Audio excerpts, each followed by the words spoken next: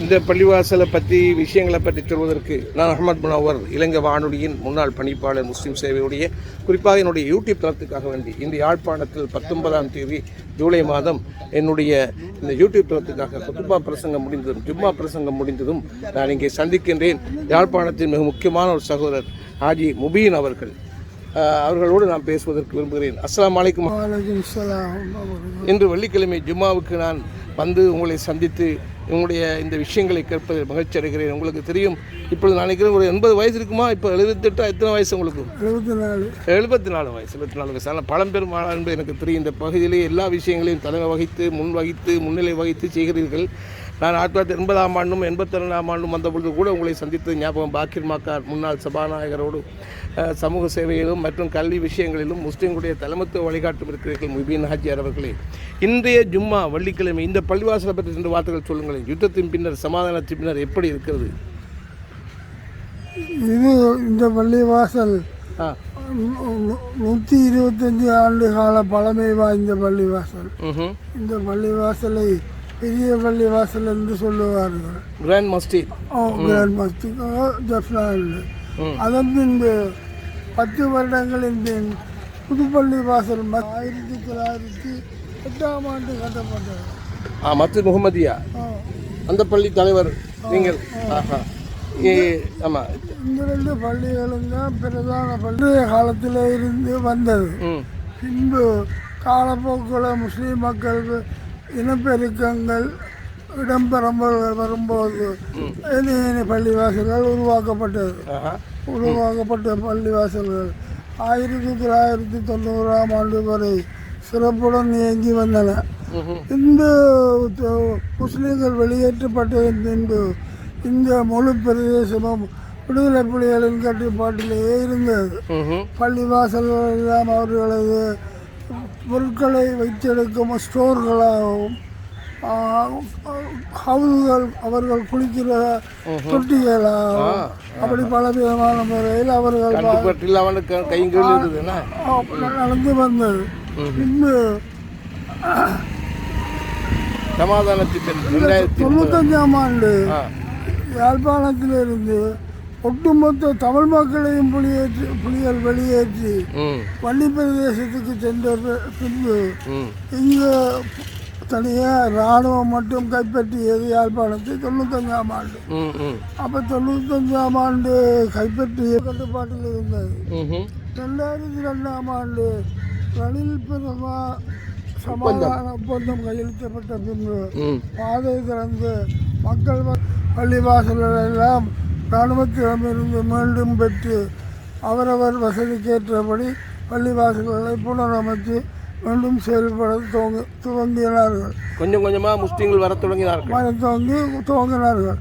ஆனால் வெளியேற்றப்பட்ட அவ்வளவு முஸ்லீம்களும் இன்னும் குடிவரவில்லை. ஒரு சிலர் தொழில் வாய்ப்புகளை அங்கே உருவாக்கி கொண்டார்கள். இளைஞர்கள் வெளிநாடு சென்று விட்டார்கள். சவுதி, வெளிநாடு, மத்திய கிழக்கு நாடுகள், இடம்பெயர்ந்து போய்த்தார்கள். இப்போ இருக்கக்கூடிய சாதாரண அடிமட்ட மக்கள் 170% அடிமட்ட மக்கள் இங்கே இருந்து சில்லறை வியாபாரம் செய்கிறார்கள். அதாவது பழைய காகிதங்கள், இரும்புகள், ஆடு மாடுகளை வாங்குதல், தையல் வேலை போன்ற சிறு சிறு தொழில்களை செய்கிறார்கள். ஓரளவு வசதி உள்ளவர்கள் கொழும்பிலேயே இருந்து கண்டார்கள். அடிக்கடி வந்து பார்ப்பார்கள்.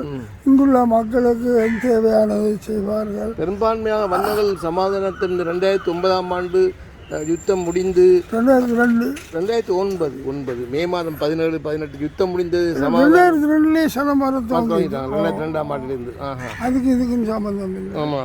2002 மக்கள் அதுக்கப்புறம் தடை இருக்கே இல்லை. அப்படியே வந்து கொண்டிருந்தாங்க. படிப்படியாக பள்ளிவாசலை எல்லாம் எடுத்து முக்கியமாக உஸ்மானியா கல்லூரி, யாழ்ப்பாண முஸ்லீம்களுக்கு வடமாகாணத்திலே இருக்கக்கூடிய ஒரே ஒரு பள்ளிக்கூடம், அதுவும் மிகவும் சிரமத்தின் மத்தியில் அதிபர்களின் மேல் போதிய கல்வி பெறும் தெரியும். மர்ஹூம்கள் குத்தூஸ் அதிபர் அவர்கள் இன்னும் பலருடைய காலத்தில் முறையில் வந்தது அல்லவா? வந்து இப்பொழுது ஓரளவு செயல்படக்கூடிய நிலையில் இருக்கிறது. அதுபோன்று முஸ்லீம்களுக்கு இங்கே எந்த விதமான இளைஞரும் இல்லை. முக்கியமாக இதில் நான் குறிப்பிட வேண்டும், தமிழ் மக்களில் தங்கியிருந்துதான் எங்களது தொழில்கள் நடந்து கொண்டிருக்கின்றன. காரணம் என்னவென்றால் பெரும்பான்மையாக இருக்கும் தமிழ் மக்களிடம்தான் நாங்கள் வியாபார விஷயங்கள் அனைத்தையும் சகல ஆடு வாங்கினா என்ன, மாடு வாங்கினா என்ன, உடுப்பு தைச்சு கொடுத்தா என்ன, உடுப்பு விற்றா என்ன, எல்லாம் அவங்களோட உதவியோடு தான் நடக்குது. அவங்கள இனப்பாக வேறுபாடு இல்லை. அது முக்கியமாக சொல்ல வேண்டிய. கண்டிப்பாக இந்த இந்த இந்த பள்ளிவாசலை பார்த்தால் சுமார் இந்த நல்ல பள்ளிவாசல் நிறைய மக்கள் வந்து இப்பொழுது கடைசியாக எவ்வளவு பேர் மட்டும் மக்கள் வந்திருக்கிறார்கள்? பழையாக்கள் குடிவேந்து போனவர்கள் வந்து மக்கள் என்று சொல்லும்போது 1400 குடும்பம் வரை குடியேறி இருக்கு இப்போதைக்கு. ஆனால் 10,000 பேர் இருப்பாங்க. ஆனால் 90ஆம் ஆண்டு வெளியேற்றப்படும் போது 4537 குடும்பங்கள் இங்கே இருந்தது. அப்போ அதில் காவாசி சனங்கள் தான் வந்திருக்கு. ஒரு சில இடங்கள் சகோதர மக்களுக்கு விலப்பட்டு போய்விட்டு விற்கப்பட்டு விட்டது. இப்பொழுது வந்து நான் நினைக்கின்றேன் எல்லாம் புதிய ஜெனரேஷன், புதிய தலைமுறையினர்கள் இங்கே வர விருப்பமில்லாதவர்கள் இருப்பாங்க. வெளியிடங்களில் இருந்து வசதிகள் இருக்கும்போது வர விரும்ப இல்லை இல்லை இல்லை. நாங்கள் அவளுக்கு எத்தனை மஸ்ஜிதுகள் இப்போ ஹயாத்தா பள்ளிவாசல் கிட்டத்தட்ட 14 பள்ளிவாசல்கள், அதாவது நெய்னாதீவு, மண்கும்மான், சாவச்சேரி, பருத்தித்துறை உட்பட 16 பள்ளிவாசல்கள் யாழ்மா 16 மஸ்ஜிதுகள் சொன்னால் கிட்டத்தட்ட எல்லா இடங்கள்லையும் மஸ்ஜிதுகள் முஸ்லீம்கள் போய் குடியேறி இருக்கிறாங்களா? குடியிருக்கிறாங்க, கடைகள் செய்கிறாங்க.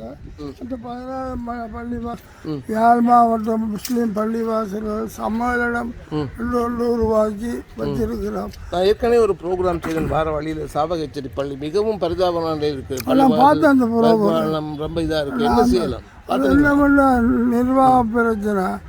மக்கள் குடியேற இல்லை, முஸ்லீம்கள் இருக்கிறாங்க, வியாபாரம் பண்ணுறாங்க. அப்போ அதால் அந்த பள்ளிவாசல் நீங்கள் பார்த்த விட கேவலமாக இருந்த பள்ளிவாசல் இப்போ கட்டம் கட்டமாக திருத்திக்கிட்டு வருது. நாட்டில் யாராவது நிகழ்ச்சியை பார்த்துட்டோ வானொலியில் கேட்டுட்டோ வந்து யாராவது பற்றி பள்ளியை பாசம் செய்தால் ரொம்ப நல்லா இருக்கும் அல்லவா? செய்யலாம். அதுக்கு இதில் மனவருத்தமான ஒரு விஷயம், முஸ்லீம் வக்ஃபு போர்டு சரியாக இயங்குது. வக்ஃபு போர்டு சரியான ஒரு சரியான நிர்வாகிகளை தெரிவு செய்யறது இல்லை. இங்கே இருக்கிற கலாச்சார உத்தியோகத்தர்மார் சொல்றபடி கொழும்புல அவங்க செயல்படுறாங்க. அனுபவமும் திறமையும் வசதியும் உள்ளவங்க தான் பள்ளி பராமரிக்கலாம். அந்த ஒரு சாதாரண ஆட்களுக்கு முடியாது. அந்த நாளெல்லாம் அந்த பள்ளிவாசல் மஸ்ஜித் முகமதியா 20 வருடம் பராமரித்த பள்ளி மஸ்ஜித் முகமதியா. இந்த வரையும் நாம பராமரிச்சுக்கிட்டா இருக்கு. தலைமைத்துவத்தின் கீழ் அது மாதிரி போர்டு மெம்பர் எத்தனை பேர்? கமிட்டியில் 7 பேர் இருக்கிறீங்க. தலைவராக இருந்து பராமரித்து 20 வருஷமா. நீங்கள் பிரதானமாக இப்போ என்ன தொழில் உங்களுக்கு ஏதாவது? எனக்கு இல்லை, நாம கபருக்கு போகிறோம், எப்போ போகிறோன்னு பார்த்துக்கலாம். நல்ல உடம்புல ராத்தை தந்திக்கு பழைய ஆர்வம் இருக்கு. இங்கே ஒரு லீடர்ஷிப்பை கொடுக்குறீங்க, மக்களுக்கு வழிகாட்டுறீங்க. நான் இந்த மஸ்ஜிதை பார்க்கும்போது இன்னொரு பழைய சரியான போல இந்த பள்ளி கூட கிராண்ட் பள்ளிவாசல் யாழ்ப்பாணம் மொய்தீன் பெரிய பள்ளின்னு சொல்லுவாங்கல்ல. இன்னும் இதனை செய்ய வேண்டியிருக்கு. நிறைய உள்ள பெருமக்கள் யாராவது பார்த்துவிட்டு கேட்டுவிட்டு வந்து திருத்தி கொடுப்பதற்கு மற்ற வேலைகள் செய்து கொடுப்பதற்கு உதவி செய்தால் மிகவும் நல்ல முறையில் இதனை பரிபாலித்து உயர்த்தி வளர்த்து நல்ல முறையில் வைத்துக் கொள்ளலாம் என்று இவர்கள் நம்புகிறார்கள். இன்றைய குஸ்பா ஆமாம் இன்ஷா அல்லாஹ் இந்த நிகழ்ச்சியில் என்னோடு யூடியூபில் நீங்கள் கலந்து கொண்டிருக்கிற நன்றி முபீன் ஹாஜியார் அவர்கள். உங்களுடைய இந்த காலகட்டத்தில் முஸ்லீம்கள் எல்லோரும் மீண்டும் வர சொல்லி ஒரு அழைப்பு விடுக்கிறீங்களா? என்ன சொல்றீங்க?